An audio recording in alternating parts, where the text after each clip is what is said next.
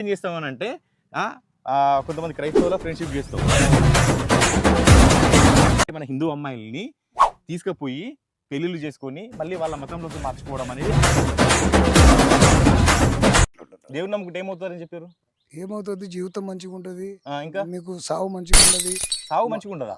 మంచిగా ఉండదు అట్లా కూడా అన్నారు. మిమ్మల్ని కాలబెడతారు అంటే అమ్మ వెన్నెల నీకోసం స్పెషల్లీ నువ్వు అందరూ మన స్నేహితులు అనుకోవద్దు. ముఖ్యంగా ఈ క్రైస్తవులు ఎవరైనా కానీ నీతో స్నేహం చేయాలంటే చెల్లి అమ్మ తల్లి అర్థమైందా? స్నేహం చేస్తావు వాళ్ళతో. ఉన్నారు ఎవరన్నా ఫ్రెండ్స్ అట్లాంటి వాళ్ళు? అవుతారు చర్చికి రావాలా? అవును, మనం మాత్రం వారం రోజులు పని చేసుకోవాలా?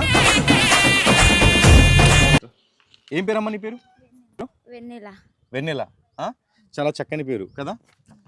మనది హిందూ ధర్మం కదా. హిందూ ధర్మం అంటే ఏంటి? మన సేవలాల్, మన భవానీ, మన శ్రీరాముడు, ఆంజనేయ స్వామి కదా. అయితే ఈ మధ్య ఏంటంటే అమ్మ చాలామంది ఇప్పుడు నువ్వు అమ్మాయివి, నువ్వు ఏంటంటే నీకు తెలియని విషయం ఏంటంటే నువ్వు జస్ట్ ఒక ఆలయంకి పోతావు వస్తావు అంతే కదమ్మా, అంతేనా? ఇంకేమన్నా ఎక్కువసేపు పక్కనే కూర్చుండి ప్రవచనాలు వింటావు ఏమైనా? అసలు చెప్పేవాళ్ళు ఉన్నారా? చెప్పేవాళ్ళు లేరు కదా మన దాంట్లో. కానీ ఇవాళ ఏం వారం? ఆదివారం. మన పక్కూరు ఉంది కదా, ఆ పక్కూరులో ఎంతమంది చర్చికి పోతున్నారు నీకు తెలుసా? అంటే ప్రతి క్రైస్తవుడు చర్చికి పోతున్నారా? పోతలేరా? పోతారు. వాళ్ళు పొద్దున్నుంచి మళ్ళీ సాయంత్రం దాకా ఏం వింటాడు? చర్చి చెప్పే పాస్టర్ చెప్పే మాటలన్నీ వాళ్ళు వింటారమ్మా తల్లి. చిన్నపిల్లలు కూడా వింటారు కదా. అయితే ఈ మధ్య ఏమైందంటే మన అమ్మాయిల్ని, మన యొక్క హిందూ అమ్మాయిల్ని అరే మీరు లేపకపోండి అని చెప్పేసి కొన్ని చర్చిలో కూడా చెప్తున్నారు. ఉదాహరణకి మహాసేన రాజేష్ అని ఇంతకుముందు గతంలో ఒక ఛాలెంజ్ చేశాడు. ఇట్లా ఒక బ్రాహ్మణ అమ్మాయిని లేకపోతే 10 లక్షలు, ఇంకొక తక్కువ అమ్మాయిని లేకపోతే 5 లక్షలు. ఈ విషయం నీకు తెలుసా తల్లి? అమ్మ నువ్వేం చేస్తావనంటే కొంతమంది క్రైస్తవుల ఫ్రెండ్షిప్ చేస్తావు, మళ్ళీ ఇంకొంతమంది హిందువుల ఫ్రెండ్షిప్ చేస్తావు, కొంతమంది ముస్లింల ఫ్రెండ్షిప్ చేస్తావు. కానీ వాళ్ళ చర్చి పాస్టర్లు ఏం చెప్తున్నారనే విషయము, వాళ్ళకు ఏం చెప్తున్నారనే విషయం నీకు తెలుసా? తెలియదు. ఇప్పుడు కేరళ స్టోరీ 2 అనే సినిమా వచ్చింది, నీకు ఐడియా ఉందా? ఇప్పుడు కేరళ స్టోరీ అని చెప్పేసి ఒక సినిమా వచ్చింది. ఆ సినిమాలో ఏంటంటే నిజంగా జరిగిందనమాట. అంటే మన హిందూ అమ్మాయిల్ని తీసుకుపోయి పెళ్ళిళ్ళు చేసుకొని మళ్ళీ వాళ్ళ మతంలోకి మార్చుకోవడం అనేది ఆ కేరళ స్టోరీలో చూపిస్తున్నారు అనమాట. అంటే మన హిందువుల అమ్మాయిలకి ఏం తెలుసు అని అంటే రీల్స్ చేయడం ఒకటి తెలుసు.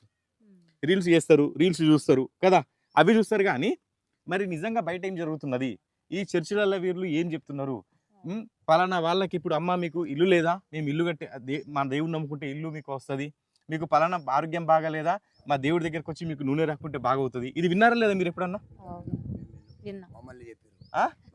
ఏమని చెప్పారు అంత ఆయా మీకు? అట్లా ఉండండి, అవుతారు మళ్ళీ చర్చిలో పోవాలా, దేవుడిని నమ్ముకోర్రి. దేవుడిని నమ్ముకుంటే ఏమవుతారని చెప్పారు? ఏమవుతుంది, జీవితం మంచిగా ఉంటుంది, ఇంకా మీకు సావు మంచిగా ఉండదు. సావు మంచిగా ఉండదా? మంచిగా ఉండదు అట్లా కూడా అన్నారు. మిమ్మల్ని కాలబెడతారు, కాలబెట్టకుండా మీరు చర్చిలో వచ్చేస్తే మీకు బొందతోడి అట్లా చేస్తారు అట్లా అన్నారు. అంటే సావు అనేది కాలుస్తే ఒకలాగా ఉంటది, పూడిస్తే ఒకలాగా ఉంటుందా? అంటే మళ్ళీ లేపుతారని అంటే దాని అర్థం ఏంటంటే అయితే మళ్ళీ తర్వాత లేపుతారట. అంటే నీకు లేపడం కోసము నీకు ఆ విధంగా నీకు మతం మార్చాలని చూసిండ్రు. అంటే ఏదైనా ఆరోగ్య సమస్య ఉన్నా, లేదంటే ఇల్లు కట్టుకోవాలన్నా మా దేవుడిని నమ్ముకుంటే అది అవుతుందని ఏమన్నా చెప్పారు? అట్లా కూడా చెప్పలేదు. కానీ సావు గురించి చెప్పారు, మీ జీవితం మంచిగా ఉండాలని చెప్పారు. అయితే ఈయనకి ఏం చెప్పారట అంటే నువ్వు చచ్చిపోతే హిందూ ధర్మంలో కనుక నువ్వు చచ్చిపోతే నిన్ను కాళ్ళ పెడతారు. ఎందుకు కాళ్ళ పెట్టుకోవాలా? కానీ ఏదో ఒక రోజు మనం యేసుక్రీస్తుని నమ్ముకుంటే మనల్ని యేసు ప్రభు మీదికి లేపుతాడు అని చెప్పేసి ఈ విధంగా చెప్పారంట. ఈ అమ్మ వాళ్ళకి ఏం చెప్పారు? ఏదైనా రోగాలు నయమైపోతే మీరు వినుంటారు. ఎప్పుడైనా అన్నారా అమ్మ? ఎప్పుడైనా పాస్టర్ మీకు ఎప్పుడన్నా? అనలేదు, కానీ విన్నారు. మీ చుట్టాల్లో బంధువులు మారిన వాళ్ళు ఉంటారు కదా. అంటే నేనేం చెప్తున్నానంటే అమ్మ వెన్నెల నీకోసం స్పెషల్లీ నువ్వు అందరూ మన స్నేహితులు అనుకోవద్దు. ముఖ్యంగా ఈ క్రైస్తవులు ఏం చెప్తారో తెలుసా? నీకు ఇప్పుడు బొట్టు లేదు కదా, నువ్వు బొట్టు పెట్టుకొని పోతావా కాలేజ్కి? బొట్టు పెట్టుకొని పోతావు. అంటే ఇప్పుడు ఇంట్లో మనకు పని ఉంది కాబట్టి నువ్వు బొట్టు పెట్టుకోలేదు. వాళ్ళు ఏం చేస్తారనంటే అమ్మ బొట్టు అనేది సైతాను, నువ్వు పెట్టుకోవద్దు, అర్థమైందా? నువ్వు మెల్లమెల్లగా మా చర్చికి రా, మా చర్చికి వచ్చి బైబిల్ తీసుకపో, ఇంట్లోకి తీసుకపో, ఇంట్లో చదువుకో, బైబిల్ని నీ తల కింద పెట్టుకొని వండుకో, లేకుంటే బైబిల్ వాక్యాలు చదువు, ఇవి చెప్తారు తల్లి. అర్థమవుతుందా?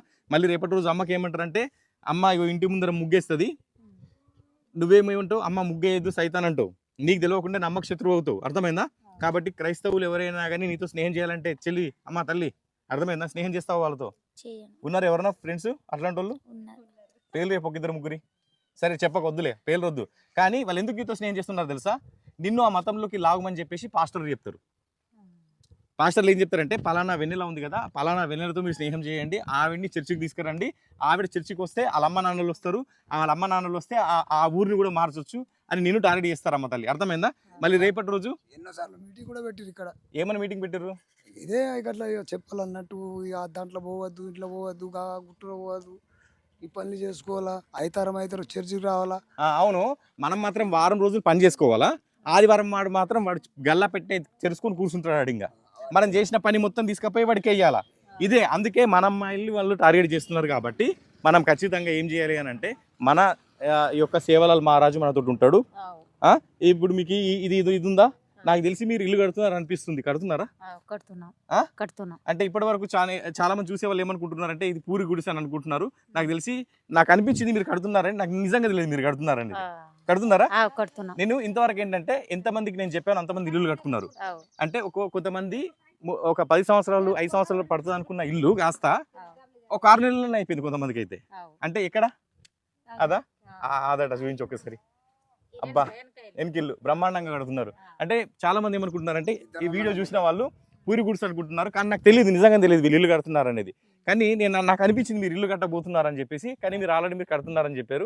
మీకు ఇంకా మంచి శుభశకునాలు జరుగుతాయి. మీకు ఇంకా అప్పు ఇంకా ఏమైనా కొంచెం ఉన్నా కానీ అది కూడా పోతుందమ్మా. నేను చెప్తున్నా, ఇది మాత్రం 100% జరుగుతుంది. మనం అందరం కూడా మన ధర్మంలోనే ఉండాలి. అమ్మ అర్థమైంది కదా? మంచి బొట్టు పెట్టుకున్నావు, అదేవిధంగా లక్ష్మిలాగా ఉండాలి. ఎవరైనా వచ్చి మీటింగ్లు ఇంత ముందు పెట్టినట్టు అయిపోయినట్టు మనకు ఆ దేవుళ్ళు వద్దు, మన యేసు ప్రభు మనల్ని రక్షిస్తాడు, మనకు అలా వద్దమ్మా. సరేనమ్మా? చెప్పండి అందరూ. జై శ్రీరామ్, హరహర మహాదేవ, శంభో శంకర, జై సేవాలాల్, జై భవానీ, రామరావు మహారాజ్కి, రామరావు మహారాజ్కి. తెలుసా రామరావు మహారాజ్ మీకు? అది